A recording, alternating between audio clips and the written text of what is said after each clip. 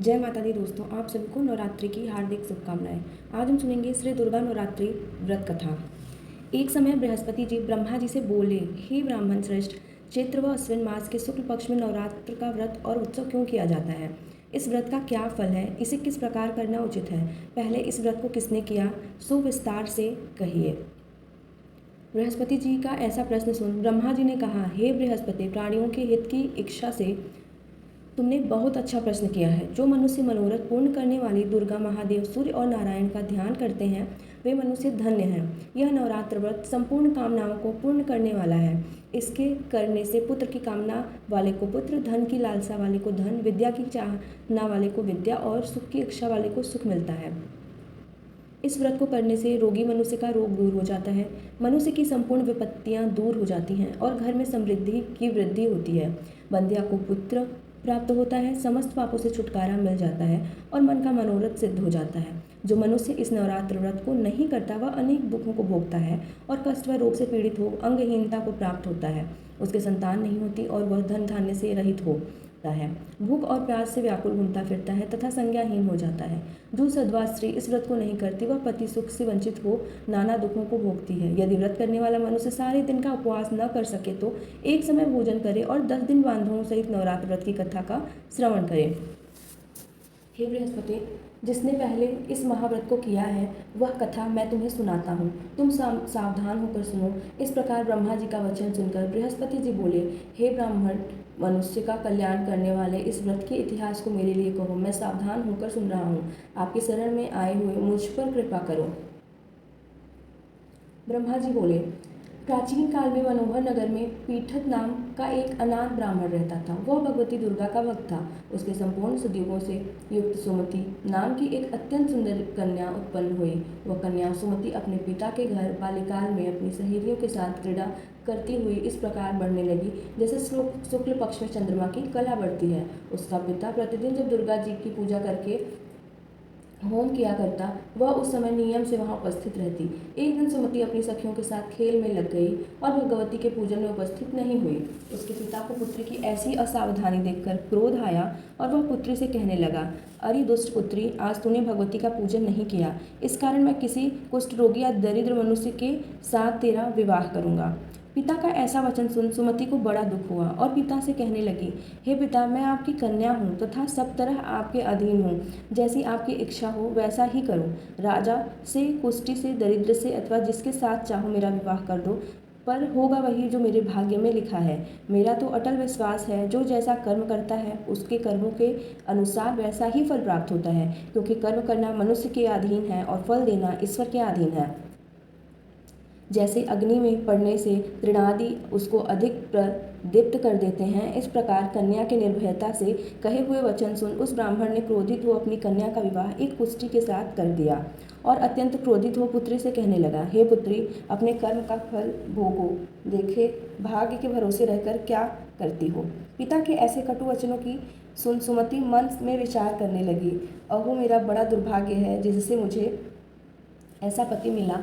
इस तरह अपने दुख का विचार करती हुई वह कन्या अपने पति के साथ वन में चली गई और डरावने उषायुक्त उस निर्जन वन में उन्होंने वह रात बड़े कष्ट से व्यतीत की। उस गरीब बालिका की ऐसी दशा देख देवी भगवती ने पूर्व व पुण्य के प्रभाव से प्रकट हो सुमति से कहा, हे दीन ब्राह्मणी, मैं तुमसे प्रसन्न हूँ, तुम जो चाहे सो वरदान मांग सकती हो। भगवती दुर्गा का यह वचन सुन ब्राह्मणी ने कहा, आप कौन हैं वह सब मुझसे कहो। ब्राह्मणी का ऐसा वचन सुन देवी ने कहा कि मैं आदिशक्ति भगवती हूँ और मैं ही ब्रह्म विद्या व सरस्वती हूँ। प्रसन्न होने पर मैं प्राणियों का दुख दूर कर उसको सुख प्रदान करती हूँ। हे ब्राह्मणी, मैं तुझ पर तेरे पूर्व जन्म के पुण्य के प्रभाव से प्रसन्न हूँ। तुम्हारे पूर्व जन्म का वृतांत सुनाती हूँ, सुनो। तो पूर्व जन्म में निषाद भील की स्त्री थी और अति पवित्रता थी। एक दिन तेरे पति निषाद ने चोरी की। चोरी करने के कारण तुम दोनों को सिपाहियों ने पकड़ लिया और ले जाकर जेल खाने में कैद कर दिया। उन लोगों ने तुमको और तेरे पति को भोजन नहीं दिया। इस प्रकार नवरात्र के दिनों में तुमने न तो कुछ खाया और न ही जल पिया। इस प्रकार 9 दिन तक नवरात्र का व्रत हो गया। हे ब्राह्मणी, उस दिन में जो व्रत हुआ, इस व्रत के प्रभाव से प्रसन्न होकर मैं तुम्हें मनोवांछित वर देती हूँ। तुम्हारी जो इच्छा हो सो मांगो। इस प्रकार दुर्गा के वचन सुन ब्राह्मणी बोली, अगर आप मुझ पर प्रसन्न हैं तो हे दुर्गे, मैं आपको प्रणाम करती हूँ। कृपा करके मेरे पति का कोढ़ दूर करो। देवी ने कहा, उन दिनों तुमने जो व्रत किया था उस व्रत का एक दिन का पुण्य पति का कोढ़ दूर करने के लिए अर्पण करो। उस पुण्य के प्रभाव से तेरा पति कोढ़ से मुक्त हो जाएगा। ब्रह्मा जी बोले, इस प्रकार देवी के वचन सुन वह ब्राह्मणी बहुत प्रसन्न हुई और पति को निरोग करके की इच्छा से जब उसने तथास्तु ठीक है ऐसा वचन कहा, तब उसके पति का शरीर भगवती दुर्गा की कृपा से कुष्ठ रोग से रहित हो अति कांतिवान हो गया। वह ब्राह्मणी पति की मनोहर देह को देख देवी की स्तुति करने लगी।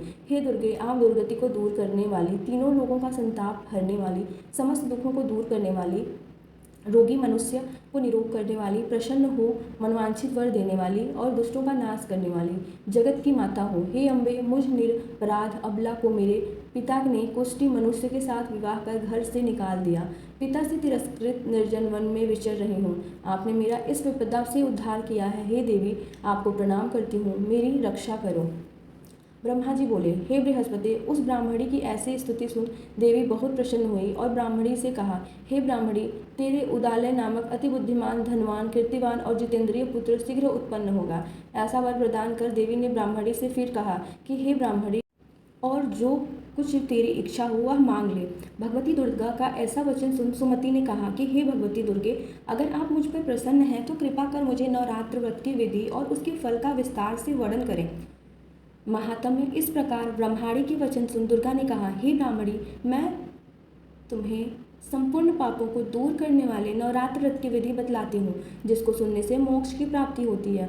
अश्विन मास के शुक्ल पक्ष की प्रतिपदा से लेकर 9 दिन तक विधि पूर्वक व्रत करें। यदि दिन भर का व्रत न कर सकें तो एक समय भोजन करें।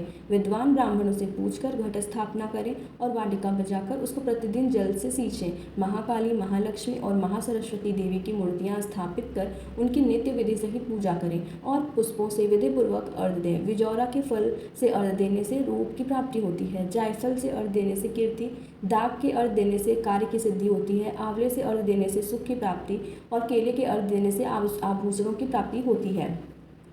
इस प्रकार पुष्पों व फूलों से अर्घ देकर व्रत समाप्त होने पर 9वें दिन यथाविधि हवन करें। खांड, घी, गेहूँ, शहद, जौ, तिल, बिल्व, नारियल, दाख और कदम्ब आदि से हवन करें। गेहूं से होम करने से लक्ष्मी की प्राप्ति होती है। खीर एवं चंपा के पुष्पों से धन की और बेल पत्तों से तेज व सुख की प्राप्ति होती है। आंवले से कीर्ति की और केले से पुत्र की, कमल से राज सम्मान की और दाखों से संपदा की प्राप्ति होती है। खांड, घी, नारियल, शहद, जौ और तिल तथा फलों से होम करने से मनवांछित वस्तु की प्राप्ति होती है। व्रत करने वाला मनुष्य इस विधि विधान से होम कर आचार्य को अत्यंत नम्रता के साथ प्रणाम करे और यज्ञ की सिद्धि के लिए उसे दक्षिणा दे। इस प्रकार बताई हुई विधि के अनुसार जो व्यक्ति व्रत करता है उसके सब मनोरथ सिद्ध होते हैं। इससे तनिक भी संदेह नहीं है। इन 9 दिनों में जो कुछ दान आदि दिया जाता है उसका करोड़ों गुना फल मिलता है। इस नवरात्र व्रत करने से अश्वमेध यज्ञ का फल मिलता है। हे ब्राह्मणी, इस संपूर्ण कामनाओं को पूर्ण करने वाले उत्तम व्रत को तीर्थ, मंदिर अथवा घर में विधि के अनुसार करें।